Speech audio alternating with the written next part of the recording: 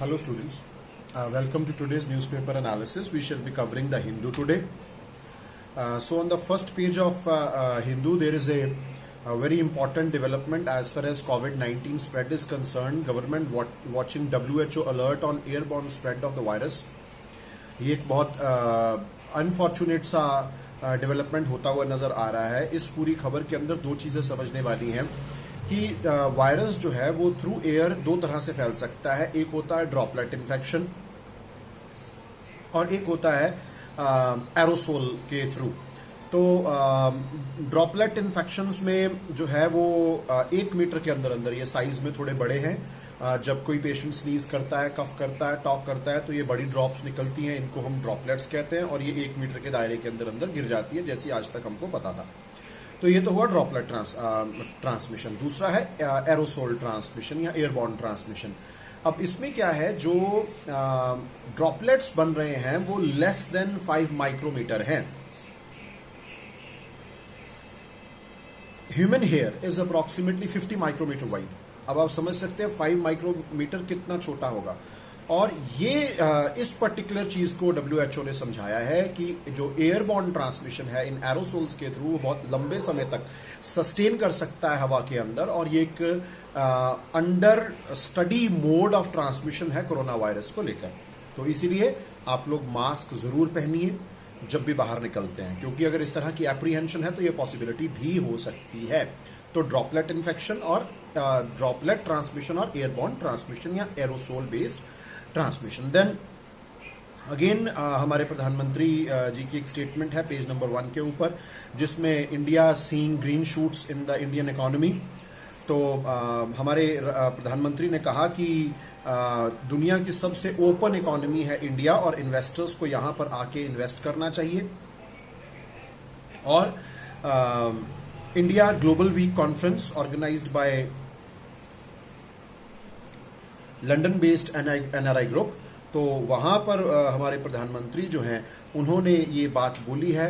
तो green shoots of Indian economy से मतलब है ऐसे सेक्टर्स जो कि हमें आने वाले समय में पोस्ट कोविड इरा में रिवाइवल की तरफ लेके जाएंगी। तो ग्रीन शूट्स इस रिगार्ड में इस्तेमाल किया गया है। इन टर्म्स का मीनिंग समझना ज़रूरी होता है। उसके बाद Nepal blacks out Indian news channel, ये सडनली एक नई डेवलपमेंट हुई है कि जितने भी प्राइवेट न्यूज़ चैनल्स हैं उनको नेपाल में ब्लॉक कर दिया गया। दूरदर्शन जो है वो वहाँ पर जो है वो टेलीकास्ट होता रहेगा। और इस समय आप ये कह सकते हैं कि जो freedom of speech and expression है, जो कि मीडिया का एक इम्पॉर्टेंट राइट है, उसके विरुद्ध इन्होंने काम किया है। तो आपको हमारे कॉन्स्टिट्यूशन के अंदर इस तरह की चीज़ों के बारे में डेफिनेटली पता होना चाहिए। जैसे मैंने अभी आपको बताया, freedom of speech and expression.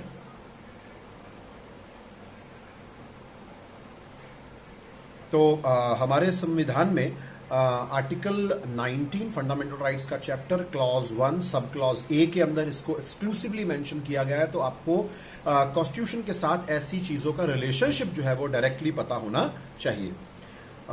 उसके बाद नेक्स्ट हम देखें पेज नंबर 4 के ऊपर, permission for plasma bank as COVID-19 cases continue to rise in Punjab, the state government gave the go ahead for establishment of plasma bank to facilitate plasma therapy, convalescent plasma. इसके बारे में मैं SKI brain train के ऊपर बता चुका हूँ, आप वहाँ पर इसको सुन सकते हैं।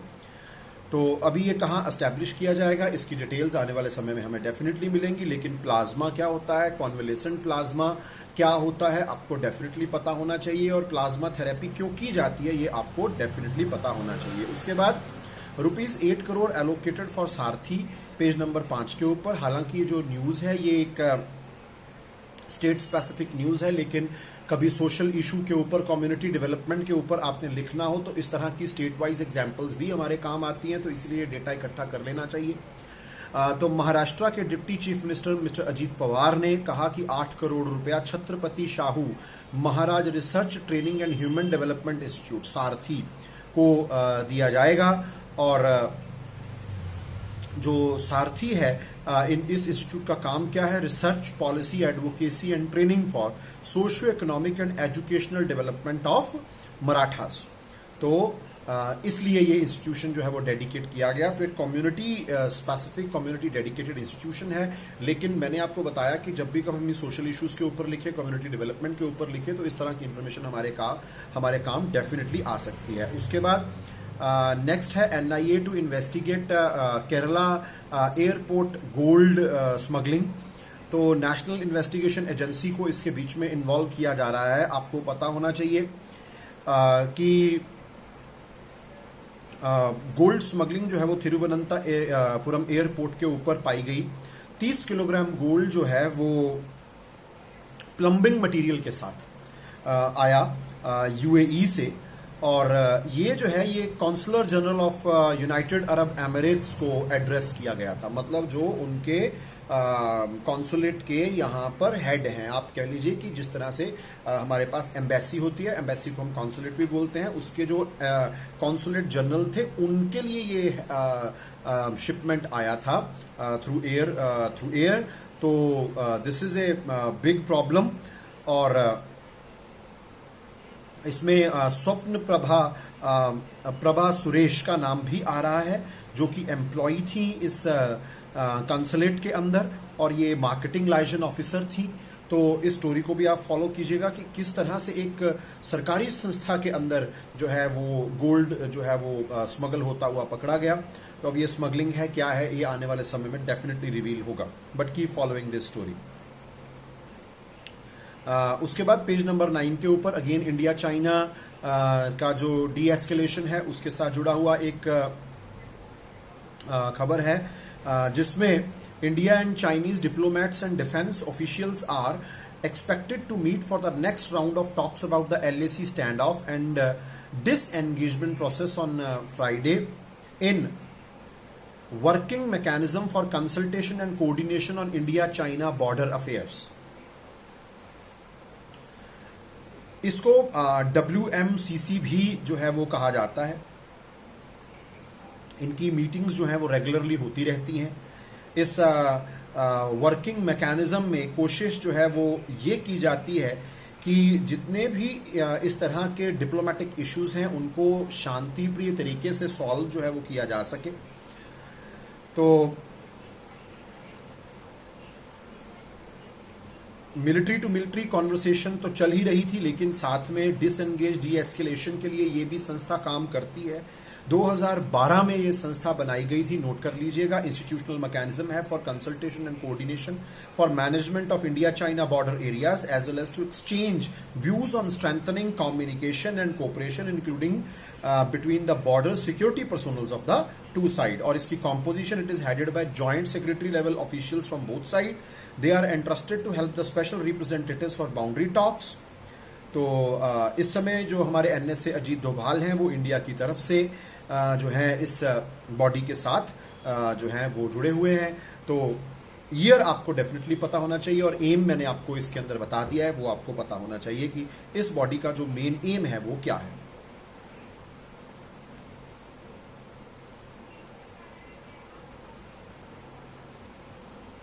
तो इंडिया के कोविड-19 के बारे में एक डेटा है पेज नंबर 10 के ऊपर, जिसमें बताया गया है India has one of the lowest cases per million 538 and deaths per million 15 compared with the global average of 1453 and 68.7 respectively. It's a good news. तो 18th meeting of group of ministers on कोविड-19। Group of ministers का मतलब होता है कुछ ministers का एक dedicated group बना दिया जाता है, उनको एक टास्क दी जाती है, वो उसी के साथ जुड़े होते हैं, उसी के साथ जुड़े हुए सारे के सारे काम ये ग्रुप ऑफ मिनिस्टर्स जो है वो देखता है। तो इट्स ए गुड न्यूज़ कि हमारे पास ग्लोबल एवरेजेस के कंपैरिजन में कम है। तो ग्लोबल एवरेजेस आप लिख सकते हैं, वेरी इंपॉर्टेंट इन्फॉर्मेशन। उसके बाद Indian council of medical research will be given a new survey will begin a new survey to estimate the true prevalence of COVID-19 infections। हमारे यहाँ पर सही मायने में इन्फेक्शन कितनी है ये किसी को नहीं पता। सीरोलॉजिकल डेटा भी बता रहा है कि हमारे यहाँ पर बहुत ज़्यादा इन्फेक्शन हुई है लोगों को, जिनके अंदर एंटीबॉडीज़ भी पैदा हुए हैं। हम हर्ड इम्यूनिटी की तरफ धीरे धीरे बढ़ रहे हैं। और ये जो नया सर्वे है ये अभी किया जाएगा। मई 12 को एक सजेशन दी गई थी कि 7 लाख लोग जो हैं वो अर्ली मई में ही एक्सपोज्ड थे। or the number suggested the true number of infections was 20 times higher than the 35,000 confirmed cases of COVID-19 reported then. तो मई के अंदर जो डाटा था उससे 20 टाइम्स, तो अप्रोक्सीमेटली ये फैक्टर अभी भी 20 के आसपास नजर आता है। और ये सर्वे इसी को ढूंढने की और एस्टैब्लिश करने की कोशिश करेगा। उसके बाद पेज नंबर 10 के ऊपर पीएम केयर्स फंड के बारे में मिनिस्ट्री ऑफ होम अफेयर्स ने ये बात सुप्रीम कोर्ट के अंदर क्लियरली डिफेंड किया कि पीएम केयर्स फंड जो है वो वॉलंटरी डोनेशंस रिसीव करने के लिए है और ये नेशनल डिजास्टर रिस्पांस फंड से बिल्कुल अलग है। The ministry told a 3-judge bench that fund like PM Cares were separate, different, distinct from NDRF, क्योंकि एक दिक्कत पीछे ये आई थी कि ये एक्विजिशन किया गया था कि पीएम केयर्स फंड में से पैसा निकाल के जो है वो डाला गया एनडीआरएफ के अंदर, और इस तरह का जो मूवमेंट ऑफ मनी है वो इलीगल है। एनडीआरएफ के बारे में मैं पहले बता चुका हूं, पीएम केयर्स के बारे में मैं ऑलरेडी बता चुका हूं पिछले न्यूज एनालिसिस के अंदर, तो इन चीजों को ध्यान में रखा कीजिए जब भी आप इन चीजों की स्टोरी को फॉलो करते हैं। जो पिछली इंफॉर्मेशन होती है वो कभी भी डाइल्यूट नहीं होनी चाहिए, नहीं तो कनेक्शंस नहीं बन पाते हैं। देन पेज नंबर 10 के ऊपर वेजेस एक्ट के बारे में एक इंफॉर्मेशन है। The union labour and employment ministry on Tuesday publish the draft rules framed for the implementation of the code on wages act 2019। तो इसमें क्या है, हमारे देश में वेजेस जो है वो गारंटीड नहीं है। उसी सेक्टर में काम करने वाले लोग अलग अलग जगहों पर अलग अलग तरह के वेजेस हासिल करते हैं। तो ये वेजेस की यूनिफॉर्मिटी ना होने के कारण एक तरह की हम कह सकते हैं कि वर्कर के लिए डिसएडवांटेजियस पोजीशन बनती है, एक एक्सप्लॉयटेटिव पोजीशन बनती है। तो इसीलिए it will guarantee minimum wages to all and define how the wages will be calculated. तो एक अच्छा कैलकुलेशन मिल जाएगा और वेजेस कम से कम मिनिमम वेजेस जो है वो डेफिनेटली इंश्योर किए जाएंगे हर सेक्टर के अंदर।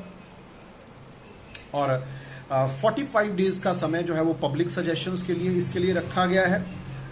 और the code on wages was the first of the 4 codes proposed by the government as a part of the labour law reforms that are passed by parliament in August 2019। तो हमारे यहाँ पर labour laws को reform करने की कोशिश हमारी government of India कर रही है।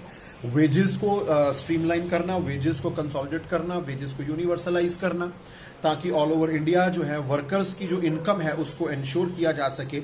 और इसीलिए ये सारा जो है कॉन्सेप्ट जो है वो आपके सामने जो है इस समय डेवलप हो रहा है। उसके बाद country of origin tag a must according to mister Ramvilas Paswan.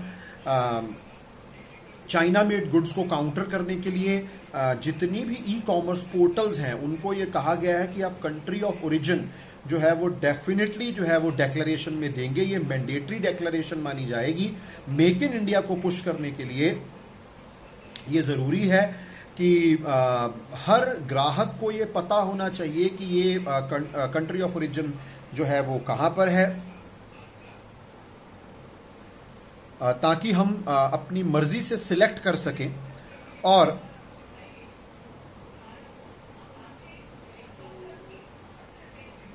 The department for promotion of industry and internal trade, इनकी मीटिंग हुई और इस मीटिंग के अंदर जो है वो 30 ई कॉमर्स प्लेयर्स ने पार्टिसिपेट किया और ये इंश्योर किया जाएगा कि जो कंट्री ऑफ ओरिजिन है वो डेफिनेटली जो है वो मेंशन्ड हो। तो बड़े ई कॉमर्स प्लेयर्स जैसे अमेजॉन, फ्लिपकार्ट, तो उनको ये कहा गया है कि आप ये मैंडेटरी करेंगे declaration of country of origin और मैन्युफैक्चर और assembly and a clear mention of expiry date. और इसके लिए प्यूनिटिव प्रोविजंस भी रखी गई हैं। Up to 25,000 can be charged for the first offense a penalty up to 25,000, for the second offense the fine may be extended to 50,000, any subsequent offense can attract a jail term of 1 year। तो इस तरह से counter करने की कोशिश की जा रही है। तो बीच में department of promotion of industry and internal trade की बात आई है। ये सेंट्रल गवर्नमेंट का एक डिपार्टमेंट है जो कि ministry of commerce and industry के अंदर जो है वो काम करता है। इनका काम क्या है, formulation and implementation of promotional and developmental measures for the growth of industrial sector. तो नेशनल प्रायोरिटीज को ध्यान में रखना, सोशियो इकोनॉमिक ऑब्जेक्टिव्स को ध्यान में रखते हुए हमारी इंडस्ट्री की डेवलपमेंट के लिए अच्छी प्लानिंग करना।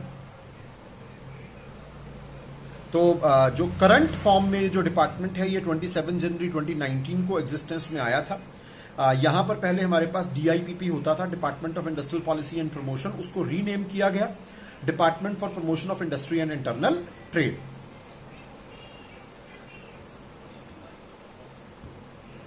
ये पेज नंबर 11 के ऊपर टाइटल था। उसके बाद नेक्स्ट अगेन पेज नंबर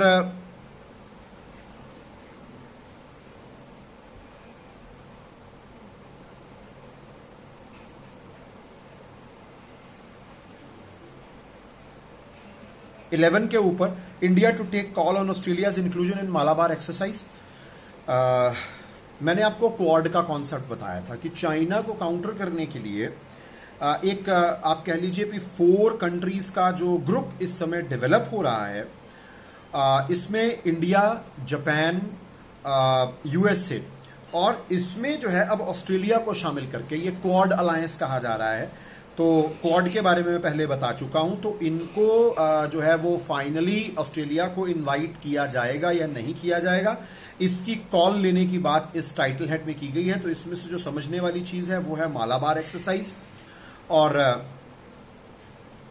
दूसरी बात जो समझने वाली है वो है क्वाड अलायंस। मैंने आपको बता दिया मालाबार एक्सरसाइज जो है उसको पोस्टपोन किया गया कोविड-19 के कारण। तो जहाँ तक मालाबार एक्सरसाइज की हिस्ट्री की बात है, ये यूनाइटेड स्टेट्स, जापान और इंडिया इसके जो है इस समय परमानेंट पार्टनर्स हैं। 1992 में इंडिया और यूनाइटेड स्टेट्स के बीच में ये एक्सरसाइज शुरू हुई थी, और जापान 2015 में इसका परमानेंट मेंबर बना, और अब ऑस्ट्रेलिया को परमानेंट इनवाइटी के तौर पर ये लोग बुलाना चाहते हैं क्वाड अलायंस को डेवलप करके। चाइना के ग्रोइंग माइट को इस रीजन के अंदर काउंटर करने के लिए इसका इस्तेमाल किया जा सकता है। तो मालाबार एक्सरसाइज की हिस्ट्री जो है वो आपको थोड़ी बहुत डेफिनेटली पता होनी चाहिए। उसके बाद नेक्स्ट हम चलें तो पेज नंबर 11 के ऊपर ही free grains will be given till August 31. Narendra Modi government has extended the deadline for distribution of free food grains under the Atmanirbhar Bharat mission allocated to state governments, which was aimed at migrant workers who didn't have ration card. तो जो तो ration card holders हैं उनके लिए तो नवंबर तक extended है, लेकिन अब जिनके पास राशन कार्ड नहीं है उनके लिए जो है ये अगस्त 31 तक एक्सटेंड कर दिया गया। Union minister for food and public distribution mister Ramvilas Paswan said that the scheme was launched on May 15। Note करने वाली चीज है, and the identification process of genuine beneficiaries took some time. तो this scheme is for anyone who doesn't have a ration card. तो underline कर याद रखिएगा, the beneficiary may or may not be a migrant worker, it is up to the states to decide how they want to distribute it. तो ये यहां से समझने वाली चीज है, स्टेट्स के ऊपर छोड़ा गया है। He said that now states could complete distribution of balance of allocated food grains and pulses. So under the Atmanirbhar Bharat package, 5 kilogram of free food grain per person and 1 kilogram of free whole gram per family has been distributed to migrant laborers, stranded and needy families who are not covered under the National Food Security Act or under state scheme PDS cards। तो एक अच्छा initiative है कि जिनके पास ration card नहीं है उनके लिए भी ये स्कीम जो है वो रेगुलरली काम करेगी। तो फूड की एश्योरेंस जो है अगर रहेगी तो माइग्रेंट लेबर्स जो हैं वो इस क्राइसिस में से निकल सकेंगे। और प्रधानमंत्री गरीब कल्याण अन्न योजना जो है ये इसके बारे में तो हम डिस्कस कर ही चुके हैं कि अब तो जुलाई से लेकर नवंबर तक इसको जो है वो एक्सटेंड कर दिया गया है।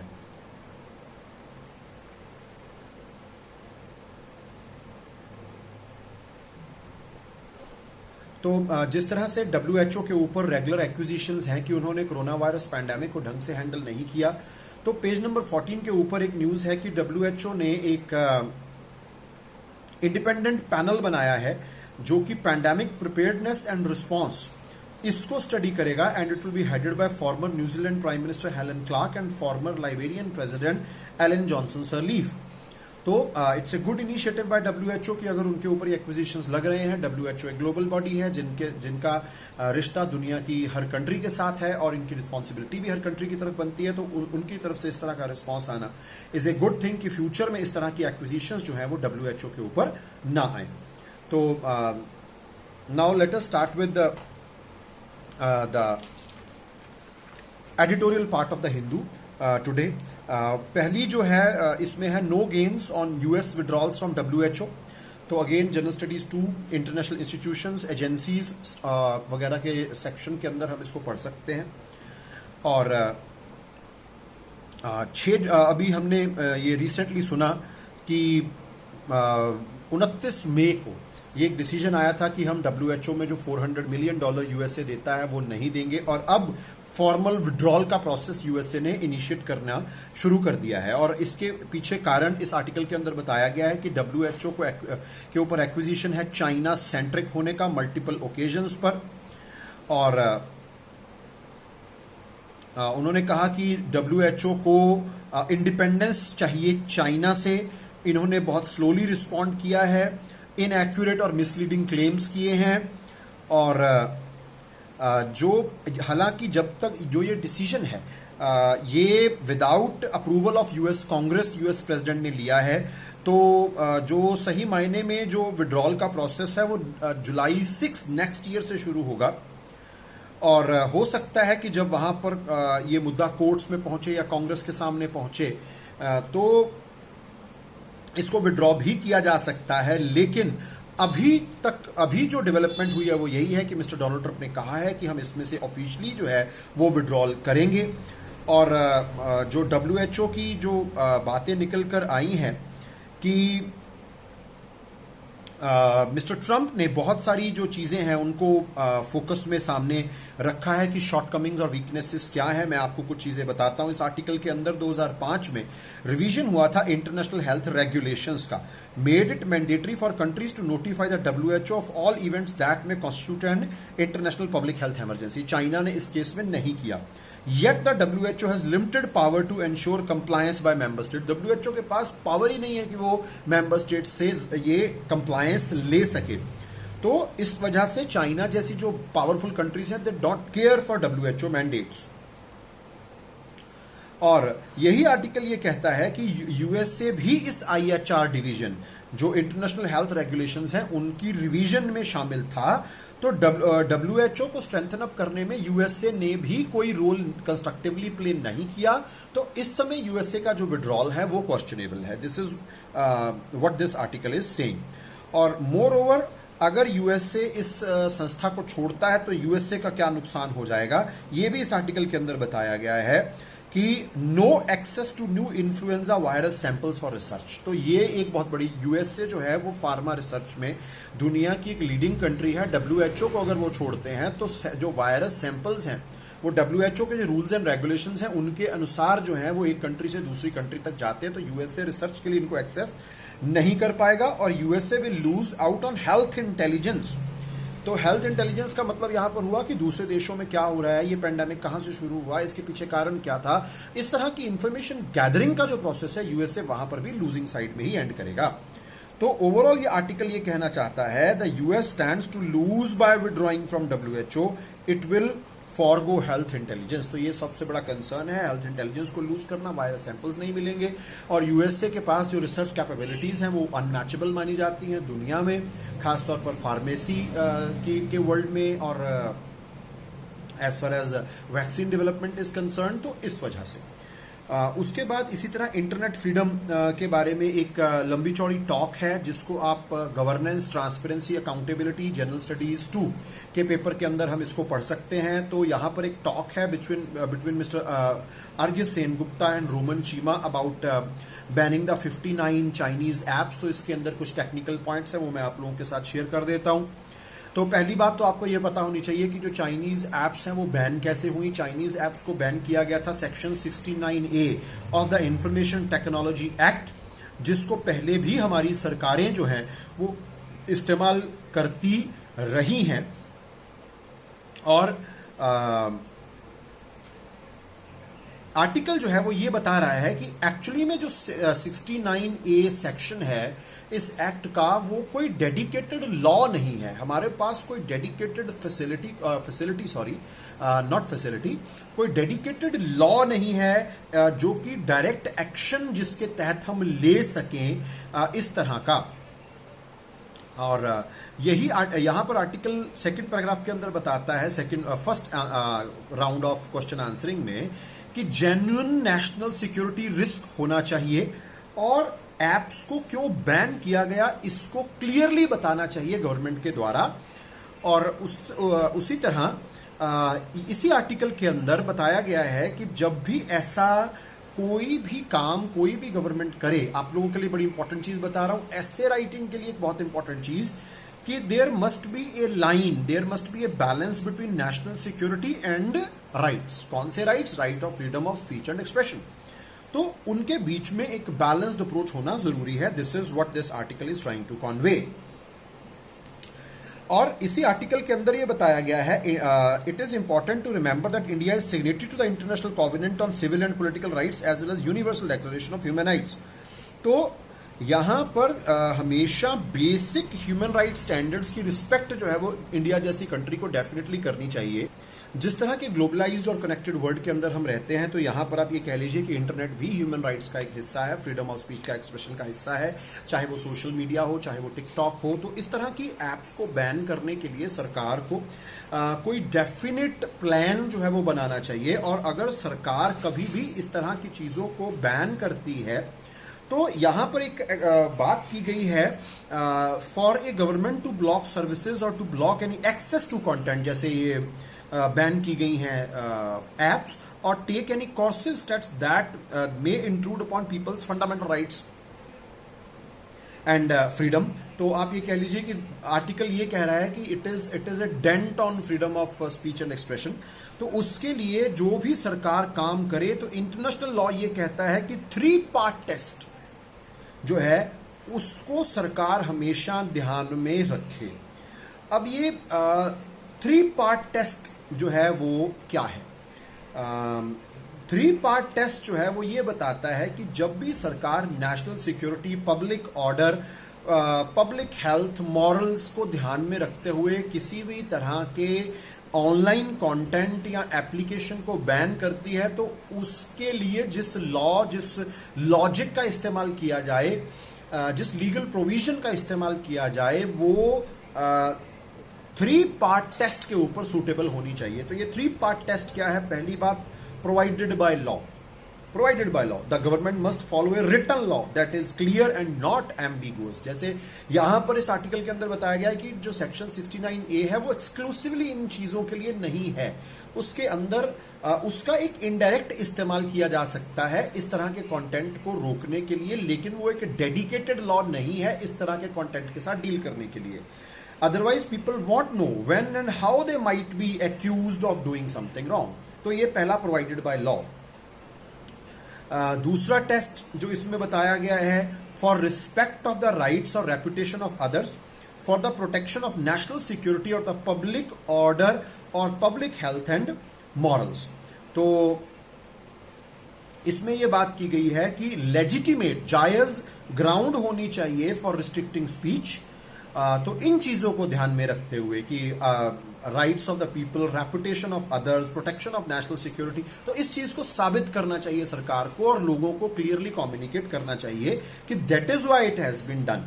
इसलिए नहीं for making the government's job easier, for maintaining respect for country's leaders जैसा नेपाल ने किया, for stopping lies and irresponsible views, इस तरह की चीजें नहीं।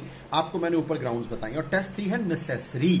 क्यों जरूरी था? Because freedom of expression is a right that must be upheld as much as possible. Restrictions should be applied only when really necessary. तो ये नेसेसिटी को जो है वो साबित करना पड़ेगा। तो इसको कहा गया है 3 पार्ट टेस्ट। और हमारे यहां पर fundamental right to free speech and expression तो है ही है, और ऑनलाइन कंटेंट के ऊपर भी वो लागू होता है। ये आपको समझ डेफिनेटली होनी चाहिए। अब तक ये समझ आ जाना चाहिए कि जो सोशल मीडिया है वो इसी में आता है। तो इसी आर्टिकल के अंदर बताया गया, Indian government does not right now have any legal basis to take clear action on because it itself has not enacted any law on the subject. तो यहां पर कमी है इंडिया के पास कि हमारे पास कोई डायरेक्ट लॉ अभी तक नहीं है। तो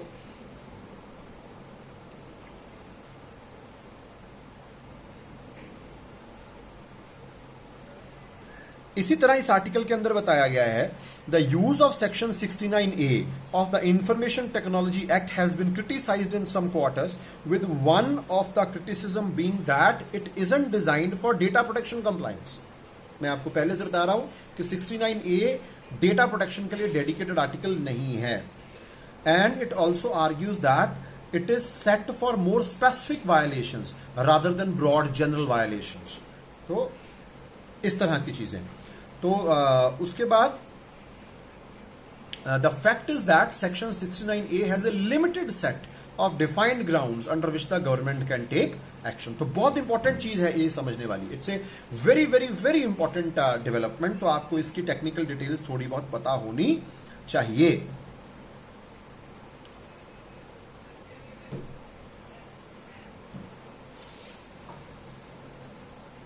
और इसी तरह ये आर्टिकल कहता है कि जो जिनको बैन किया गया है उनको भी ये बताना पड़ेगा, they will have to make a case why they should be unblocked and these interim orders could be overridden. तो ये भी उनको साबित करना पड़ेगा। सेक्शन 69A में सेंसरशिप पावर है, हालांकि कंट्रोवर्शियल है लेकिन है।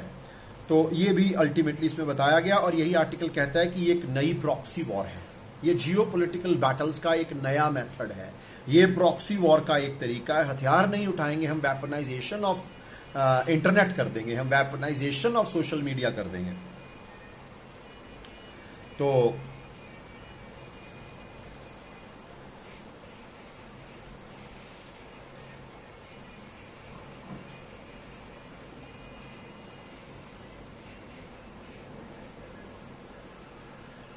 सुप्रीम कोर्ट के जजमेंट का रेफरेंस भी है, अनुराधा भसीन जजमेंट इसका नाम है, जिसमें सुप्रीम कोर्ट ने कहा any order blocking people's right to liberty especially in relation to internet requires to be published. सरकार इसको पब्लिश करे, ऐसा क्यों किया गया। और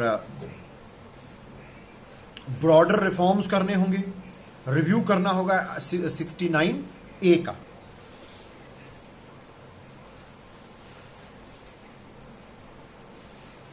और ये आर्टिकल कहता है कि अगर गवर्नमेंट इसको एक्सप्लेन नहीं करती तो इंडिया भी टोटलिटेरियन डेस्पोटिक रिजीम्स में गिना जा सकता है। प्रोबेबिलिटी है। टोटलिटेरियन डेस्पोटिक का मतलब होता है अपनी मर्जी से काम करने वाला, अपनी इच्छा से काम करने वाला विदाउट गिविंग एनी एक्सप्लेनेशन। तो ये भी एक प्रोबेबिलिटी बनती है। तो ये कहते हैं कि हमें ऐसे मैकेनिज्म्स डेवलप करने चाहिए, हमें ऐसे लीगल फ्रेमवर्क्स को डेवलप करना चाहिए और हमें इस तरह की कंसोलिडेटेड लॉ की प्रणाली बनानी होगी जिसमें हमारे पास क्लियरली बताया गया हो कि अगर एक ऐप या ऑनलाइन कंटेंट को हम लोग बैन कर रहे हैं तो क्यों कर रहे हैं। उसके बाद क्रिमिनलाइजेशन ऑफ पॉलिटिक्स बहुत इंपॉर्टेंट टॉपिक है। ये आप again general studies 2 governance transparency accountability के अंदर हम इसको पढ़ सकते हैं। फरवरी 2020 में सुप्रीम कोर्ट की जजमेंट आई थी क्रिमिनलाइजेशन ऑफ पॉलिटिक्स के ऊपर, जिसका इस्तेमाल अब आने वाले बिहार इलेक्शंस के अंदर एक्चुअली होता हुआ नजर आ रहा है, जिसमें सुप्रीम कोर्ट ने ये कहा था कि individuals the court has asked the political parties to state the reasons for such selection as also to why other individuals without criminal antecedents could not be selected as candidates। बहुत सारी political parties जो हैं वो criminal background वाले लोगों को tickets देती हैं विनेबिलिटी का फैक्टर, और सुप्रीम कोर्ट ने कहा है कि winnability is not a factor. और यहां पर इन्होंने बताया गया है इसी आर्टिकल के अंदर कि 2004 में 24% मेंबर्स ऑफ पार्लियामेंट जो थे उनके ऊपर क्रिमिनल केसेस पेंडिंग थे, 2009 में 30%, 2014 में 34%, 2019 में 43% एमपीज के ऊपर क्रिमिनल केसेस पेंडिंग थे। तो it's not a good thing कि ये इस तरह की डायमेंशन अचीव कर रही है ये प्रॉब्लम, ये हेल्दी ट्रेंड नहीं है। तो इसी के ऊपर सुप्रीम कोर्ट ने ये जजमेंट दिया है कि पॉलिटिकल पार्टीज को ये बताना होगा कि दूसरों को क्यों नहीं चुना, इन्हीं को क्यों चुना। Winnability is not a factor. और in other words the political party and its leadership would for the first time have to publicly own up to criminalisation of politics. Let us see what happens. इससे पहले क्या होता था, each candidate shall submit a sworn affidavit giving financial details in the criminal cases against him. ये self declaration थी। Each candidate shall inform the political party in writing of the criminal cases against him on or her. The party shall put on its website and on social media as well as publish in newspapers the names and details of such candidates. तो ये पहले ऐसा होता था। हमारे देश में already बहुत सारी प्रॉब्लम है इस समय चल रही हैं, और क्रिमिनलाइजेशन ऑफ पॉलिटिक्स जो है वो एक बहुत बड़ा कंसर्न जो है वो होता जा रहा है। तो ये बैड गवर्नेंस की तरफ जो है वो इंडिकेट करता है। Unhappy with the quality of governance, लोग क्योंकि बाद में अच्छी गवर्नेंस नहीं मिलेगी, गवर्नेंस इंप्रूव नहीं होगी, मनी पावर्स का इस्तेमाल किया जाता है, lack of enforcement of laws and judgments है। और इस वजह से सुप्रीम कोर्ट ने कहा है कि इस आदेश को स्ट्रिक्टली लागू किया जाए और कैंडिडेट्स के एफिडेविट्स को स्ट्रिक्टली जो है वो मॉनिटर किया जाए, वोटर्स तक इंफॉर्मेशन पहुंचाई जाए हर तरह के टूल, सोशल मीडिया के थ्रू, वेबसाइट्स के थ्रू, और सुप्रीम कोर्ट की जजमेंट के साथ कंप्लायंस जो है वो ज़रूर रखें स्टेट्स। इस समय पर विनेबिलिटी फैक्टर को नहीं आप बीच में ला सकते कि हमने विनेबिलिटी के हिसाब से सीट्स दी हैं, ऐसा नहीं होना चाहिए। और लोगों को जुड़कर क्लींजिंग ऑफ पॉलिटिक्स के ऊपर काम करना चाहिए, और पब्लिक को प्रेशर बनाना चाहिए प्रोसिक्यूशंस के लिए इन क्रिमिनल्स की। और पब्लिक प्रेशर एक बहुत बड़ी चीज़ होती है, इससे बहुत सारी पॉजिटिव डेवलपमेंट्स इतिहास में हुई हैं, हो सकती हैं। और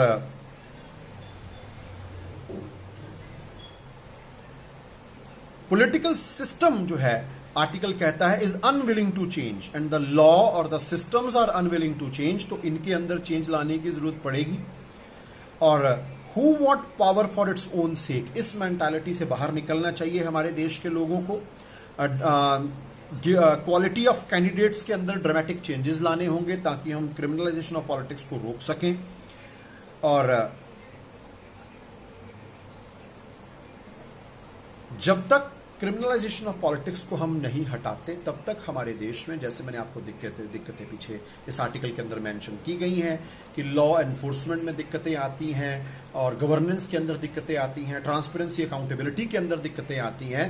तो इसको ध्यान में रखकर सुप्रीम कोर्ट के इस ऑर्डर को बिहार इलेक्शन में स्ट्रिक्टली लागू करने की बात जो है वो होती हुई नजर आ रही है। तो this was from today's newspaper. अगर आपके पास कोई क्वेश्चंस हो तो आप डेफिनेटली कमेंट बॉक्स के अंदर ड्रॉप कर सकते हैं। Thanks a lot, keep visiting our channel, stay safe, stay inside, have a good day.